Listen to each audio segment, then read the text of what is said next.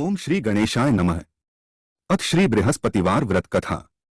भारतवर्ष में एक प्रतापी और दानी राजा राज्य करता था। वह नित्य गरीबों और ब्राह्मणों की सहायता करता था। यह बात उसकी रानी को अच्छी नहीं लगती थी। वह न ही गरीबों को दान देती, न ही भगवान का पूजन करती थी और राजा को भी दान देने से मना किया करती थी।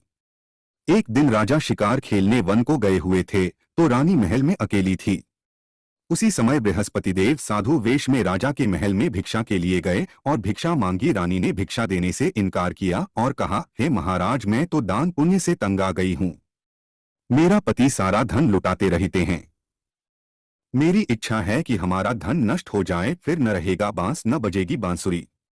साधु ने कहा, देवी तुम तो बड़ी विचित्र हो। धन संतान तो सभी चाहते हैं। पुत्र और लक्ष्मी तो पापी के घर भी होने चाहिए। यदि तुम्हारे पास अधिक धन है तो भूखों को भोजन दो, प्यासों के लिए प्याऊ बनवाओ, मुसाफिरों के लिए धर्मशालाएं खुलवाओ। जो निर्धन अपनी कुंवारी कन्याओं का विवाह नहीं कर सकते उनका विवाह करा दो। ऐसे और कई काम हैं जिनके करने से तुम्हारा यश लोक परलोक में फैलेगा। परंतु रानी पर उपदेश का कोई प्रभाव न पड़ा। वह बोली, महाराज आप मुझे कुछ न समझाएं। मैं ऐसा धन नहीं चाहती जो हर जगह बांटती फिरूं। साधु ने उत्तर दिया, यदि तुम्हारी ऐसी इच्छा है तो तथास्तु। तुम ऐसा करना कि बृहस्पतिवार को घर लीपकर पीली मिट्टी से अपना सिर धोकर स्नान करना, भट्टी चढ़ाकर कपड़े धोना। ऐसा करने से आपका सारा धन नष्ट हो जाएगा। इतना कहकर वह साधु महाराज वहां से आलोप हो गए। साधु के अनुसार कही बातों को पूरा करते हुए रानी को केवल 3 बृहस्पतिवार ही बीते थे कि उसकी समस्त धन संपत्ति नष्ट हो गई। भोजन के लिए राजा का परिवार तरसने लगा। तब एक दिन राजा ने रानी से बोला कि हे रानी, तुम यहीं रहो, मैं दूसरे देश को जाता हूँ, क्योंकि यहाँ पर सभी लोग मुझे जानते हैं, इसलिए मैं कोई छोटा कार्य नहीं कर सकता। ऐसा कहकर राजा परदेश चला गया।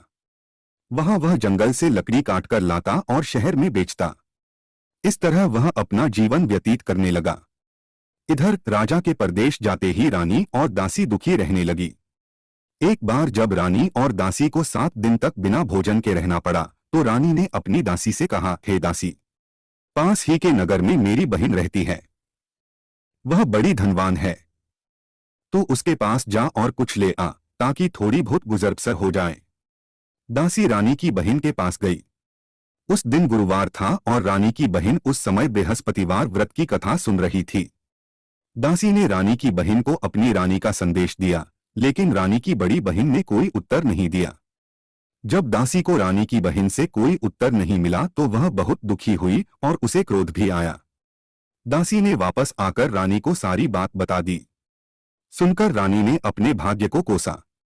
उधर रानी की बहन ने सोचा कि मेरी बहन की दासी आई थी, परंतु मैं उससे नहीं बोली, इससे वह बहुत दुखी हुई होगी। कथा सुनकर और पूजन समाप्त करके वह अपनी बहन के घर आई और कहने लगी, हे बहन, मैं बृहस्पतिवार का व्रत कर रही थी। तुम्हारी दासी मेरे घर आई थी, परंतु जब तक कथा होती है तब तक न तो उठते हैं और न ही बोलते हैं, इसलिए मैं नहीं बोली। कहो दासी क्यों गई थी? रानी बोली, बहन तुमसे क्या छिपाऊं, हमारे घर में खाने तक को अनाज नहीं था। ऐसा कहते कहते रानी की आंखें भर आई। उसने दासी समेत पिछले 7 दिनों से भूखे रहने तक की बात अपनी बहन को विस्तार पूर्वक सुना दी। रानी की बहन बोली, देखो बहन, भगवान बृहस्पति देव सबकी मनोकामना को पूर्ण करते हैं। देखो शायद तुम्हारे घर में अनाज रखा हो।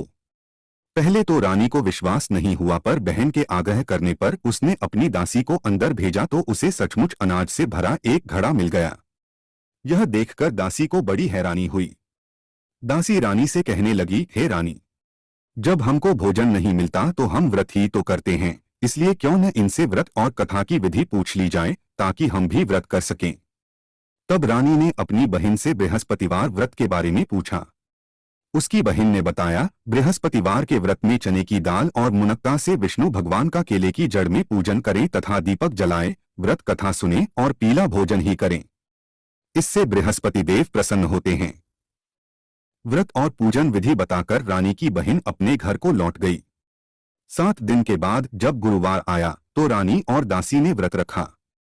घुड़साल में जाकर चना और गुड़ लेकर आईं। फिर उससे केले की जड़ तथा विष्णु भगवान का पूजन किया। अब पीला भोजन कहाँ से आए, इस बात को लेकर दोनों बहुत दुखी थे। चूंकि उन्होंने व्रत रखा था, इसलिए बृहस्पति देव उनसे प्रसन्न थे। इसलिए वे एक साधारण व्यक्ति का रूप धारण कर 2 थालों में सुंदर पीला भोजन दासी को दे गए। भोजन पाकर दासी प्रसन्न हुई और फिर रानी के साथ मिलकर भोजन ग्रहण किया। उसके बाद वे सभी गुरुवार को व्रत और पूजन करने लगी। बृहस्पति भगवान की कृपा से उनके पास फिर से धन संपत्ति आ गई, परंतु रानी फिर से पहले की तरह आलस्य करने लगी। तब दासी बोली, देखो रानी, तुम पहले भी इस प्रकार आलस्य करती थी, तुम्हें धन रखने में कष्ट होता था, इस कारण सभी धन नष्ट हो गया, और अब जब भगवान बृहस्पति की कृपा से धन मिला है तो तुम्हें फिर से आलस्य होता है। रानी को समझाते हुए दासी कहती है कि बड़ी मुसीबतों के बाद हमने यह धन पाया है, इसलिए हमें दान पुण्य करना चाहिए, भूखे मनुष्यों को भोजन कराना चाहिए और धन को शुभ कार्यों में खर्च करना चाहिए, जिससे तुम्हारे कुल का यश बढ़ेगा, स्वर्ग की प्राप्ति होगी और पितृ प्रसन्न होंगे। दासी की बात मानकर रानी अपना धन शुभ कार्यों में खर्च करने लगी, जिससे पूरे नगर में उसका यश फैलने लगा। बृहस्पतिवार व्रत कथा के बाद श्रद्धा के साथ आरती की जानी चाहिए। इसके बाद प्रसाद बांटकर उसे ग्रहण करना चाहिए। एक दिन राजा दुखी होकर जंगल में एक पेड़ के नीचे आसन जमाकर बैठ गया। वह अपनी दशा को याद करके व्याकुल होने लगा। बृहस्पतिवार का दिन था। एकाएक उसने देखा कि निर्जन वन में एक साधु प्रकट हुए। वह साधु वेश में स्वयं बृहस्पति देवता थे। लकड़हारे के सामने आकर बोले, हे लकड़हारे, इस सुनसान जंगल में तू चिंता मग्न क्यों बैठा है? लकड़हारे ने दोनों हाथ जोड़कर प्रणाम किया और उत्तर दिया, महात्मा जी, आप सब कुछ जानते हैं, मैं क्या कहूँ। यह कहकर रोने लगा और साधु को अपनी आत्मकथा सुनाई। महात्मा जी ने कहा, तुम्हारी स्त्री ने बृहस्पति के दिन बृहस्पति भगवान का निरादर किया है, जिसके कारण रुष्ट होकर उन्होंने तुम्हारी यह दशा कर दी। अब तुम चिंता को दूर करके मेरे कहने पर चलो तो तुम्हारे सब कष्ट दूर हो जाएंगे और भगवान पहले से भी अधिक संपत्ति देंगे। तुम बृहस्पति के दिन कथा किया करो। 2 पैसे के चने मुनक्का लाकर उसका प्रसाद बनाओ और शुद्ध जल से लोटे में शक्कर मिलाकर अमृत तैयार करो। कथा के पश्चात अपने सारे परिवार और सुनने वाले प्रेमियों में अमृत व प्रसाद बांटकर आप भी ग्रहण करो। ऐसा करने से भगवान तुम्हारी सब मनोकामनाएं पूरी करेंगे।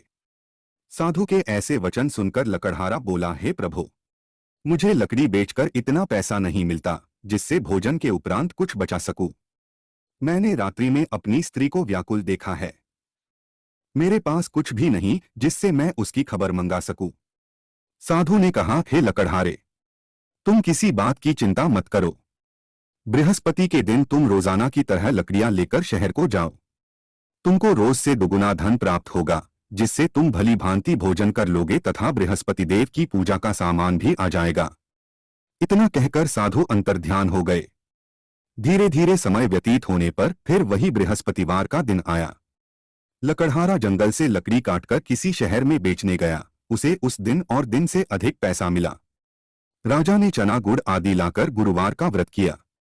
उस दिन से उसके सभी क्लेश दूर हुए। परंतु जब दोबारा गुरुवार का दिन आया तो बृहस्पतिवार का व्रत करना भूल गया। इस कारण बृहस्पति भगवान नाराज हो गए। उस दिन उस नगर के राजा ने विशाल यज्ञ का आयोजन किया तथा शहर में यह घोषणा करा दी कि कोई भी मनुष्य अपने घर में भोजन न बनावे न आग जलावे, समस्त जनता मेरे यहाँ भोजन करने आवे। इस आज्ञा को जो न मानेगा उसे फांसी की सजा दी जाएगी। इस तरह की घोषणा संपूर्ण नगर में करवा दी गई। राजा की आज्ञानुसार शहर के सभी लोग भोजन करने गए, लेकिन लकड़हारा कुछ देर से पहुंचा, इसलिए राजा उसको अपने साथ घर लिवा ले गए और ले जाकर भोजन करा रहे थे तो रानी की दृष्टि उस खूंटी पर पड़ी जिस पर उसका हार लटका हुआ था। वह वहां पर दिखाई नहीं दिया। रानी ने निश्चय किया कि मेरा हार इस मनुष्य ने चुरा लिया है। उसी समय सिपाहियों को बुलाकर उसको कारागार में डलवा दिया। जब लकड़हारा कारागार में पड़ गया और बहुत दुखी होकर विचार करने लगा कि न जाने कौन से पूर्व जन्म के कर्म से मुझे यह दुख प्राप्त हुआ है, और उसी साधु को याद करने लगा जो कि जंगल में मिला था। उसी समय तत्काल बृहस्पति देव साधु के रूप में प्रकट हुए और उसकी दशा को देखकर कहने लगे, अरे मूर्ख, तूने बृहस्पति देव की कथा नहीं करी, इस कारण तुझे दुख प्राप्त हुआ है। अब चिंता मत कर, बृहस्पतिवार के दिन कारागार के दरवाजे पर 4 पैसे पड़े मिलेंगे। उनसे तू बृहस्पति देव की पूजा करना, तेरे सभी कष्ट दूर हो जाएंगे। बृहस्पति के दिन उसे 4 पैसे मिले।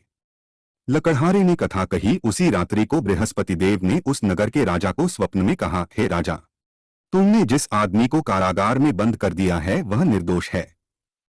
वह राजा है, उसे छोड़ देना। रानी का हार उसी खूंटी पर लटका है। अगर तू ऐसा नहीं करेगा तो मैं तेरे राज्य को नष्ट कर दूंगा। इस तरह रात्रि के स्वप्न को देखकर राजा प्रातःकाल उठा और खूंटी पर हार देखकर लकड़हारे को बुलाकर क्षमा मांगी तथा लकड़हारे को योग्य सुंदर वस्त्र आभूषण देकर विदा कर दिया। बृहस्पति देव की आज्ञानुसार लकड़हारा अपने नगर को चल दिया। राजा जब अपने नगर के निकट पहुंचा तो उसे बड़ा आश्चर्य हुआ। नगर में पहले से अधिक बाग, तालाब, कुएं तथा बहुत सी धर्मशाला, मंदिर आदि बन गई हैं। राजा ने पूछा, यह किसका बाग और धर्मशाला है? तब नगर के सब लोग कहने लगे, यह सब रानी और बांदी के हैं। तो राजा को आश्चर्य हुआ और गुस्सा भी आया।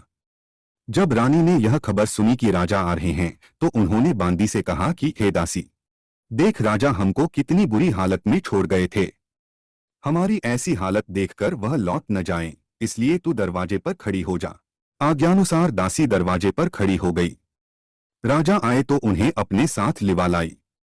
तब राजा ने क्रोध करके अपनी रानी से पूछा कि यह धन तुम्हें कैसे प्राप्त हुआ है? तब उन्होंने कहा, हमें यह सब धन बृहस्पति देव के इस व्रत के प्रभाव से प्राप्त हुआ है। राजा ने निश्चय किया कि 7 रोज बाद तो सभी बृहस्पति देव का पूजन करते हैं, परंतु मैं प्रतिदिन दिन में 3 बार कहानी तथा रोज व्रत किया करूंगा। अब हर समय राजा के दुपट्टे में चने की दाल बंधी रहती तथा दिन में 3 बार कहानी कहता। एक रोज राजा ने विचार किया कि चलो अपनी बहन के यहाँ हो आवें।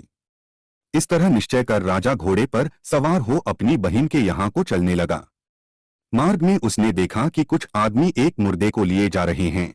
उन्हें रोककर राजा कहने लगा, अरे भाइयों, मेरी बृहस्पति देव की कथा सुन लो।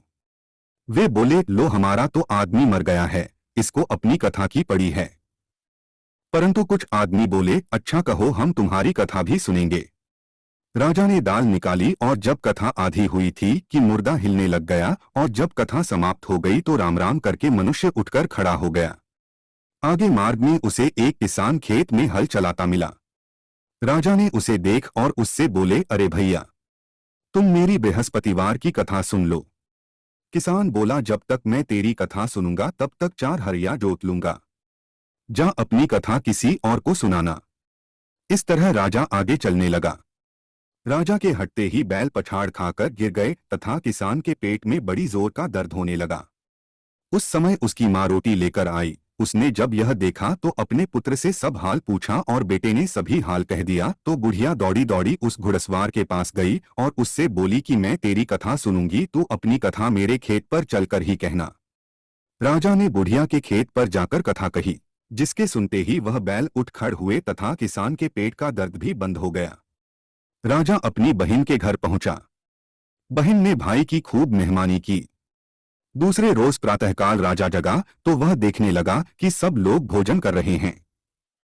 राजा ने अपनी बहन से कहा, ऐसा कोई मनुष्य है जिसने भोजन नहीं किया हो? मेरी बृहस्पतिवार की कथा सुन ले। बहन बोली, हे भैया, यह देश ऐसा ही है कि पहले यहाँ लोग भोजन करते हैं, बाद में अन्य काम करते हैं। अगर कोई पड़ोस में हो तो देखाऊं। वह ऐसा कहकर देखने चली गई, परंतु उसे कोई ऐसा व्यक्ति नहीं मिला जिसने भोजन न किया हो। अतः वह एक कुम्हार के घर गई जिसका लड़का बीमार था। उसे मालूम हुआ कि उनके यहाँ 3 रोज से किसी ने भोजन नहीं किया है। रानी ने अपने भाई की कथा सुनने के लिए कुम्हार से कहा, वह तैयार हो गया। राजा ने जाकर बृहस्पतिवार की कथा कही, जिसको सुनकर उसका लड़का ठीक हो गया। अब तो राजा की प्रशंसा होने लगी। एक रोज राजा ने अपनी बहन से कहा कि हे बहन, हम अपने घर को जाएंगे, तुम भी तैयार हो जाओ। राजा की बहन ने अपनी सास से कहा। सास ने कहा, हाँ चली जा, परंतु अपने लड़कों को मत ले जाना क्योंकि तेरे भाई के कोई औलाद नहीं है। बहन ने अपने भैया से कहा, हे भैया, मैं तो चलूंगी पर कोई बालक नहीं जाएगा। राजा बोला, जब कोई बालक नहीं चलेगा तब तुम ही क्या करोगी? बड़े दुखी मन से राजा अपने नगर को लौट आया। राजा ने अपनी रानी से कहा, हम निर्वंशी हैं, हमारा मुंह देखने का धर्म नहीं है और कुछ भोजन आदि नहीं किया। रानी बोली, हे प्रभु, बृहस्पति देव ने हमें सब कुछ दिया है, वह हमें औलाद अवश्य देंगे। उसी रात को बृहस्पति देव ने राजा से स्वप्न में कहा, हे राजा, उठ, सभी सोच त्याग दे, तेरी रानी गर्भ से है। राजा की यह बात सुनकर बड़ी खुशी हुई। 9वें महीने में उसके गर्भ से एक सुंदर पुत्र पैदा हुआ। तब राजा बोला, हे रानी, स्त्री बिना भोजन के रह सकती है, पर बिना कहे नहीं रह सकती। जब मेरी बहन आवे तुम उससे कुछ कहना मत। रानी ने सुनकर हाँ कर दिया। जब राजा की बहन ने यह शुभ समाचार सुना तो वह बहुत खुश हुई तथा बधाई लेकर अपने भाई के यहाँ आई। तभी रानी ने कहा, घोड़ा चढ़कर तो नहीं आई, गधा चढ़ी आई। राजा की बहन बोली, भाभी, मैं इस प्रकार न कहती तो तुम्हें औलाद कैसे मिलती। बृहस्पति देव ऐसे ही हैं, जैसी जिसके मन में कामनाएं हैं सभी को पूर्ण करते हैं। जो सद्भावना पूर्वक बृहस्पतिवार का व्रत करता है एवं कथा पढ़ता है अथवा सुनता है, दूसरों को सुनाता है, बृहस्पति देव उसकी सभी मनोकामना पूर्ण करते हैं। भगवान बृहस्पति देव उसकी सदैव रक्षा करते हैं। संसार में जो मनुष्य सद्भावना से भगवान जी का पूजन व्रत सच्चे हृदय से करते हैं तो उनकी सभी मनोकामनाएं पूर्ण करते हैं। जैसी सच्ची भावना से रानी और राजा ने उनकी कथा का गुणगान किया तो उनकी सभी इच्छाएं बृहस्पति देव जी ने पूर्ण की थीं। इसलिए पूर्ण कथा सुनने के बाद प्रसाद लेकर जाना चाहिए। हृदय से उसका मनन करते हुए जयकारा बोलना चाहिए।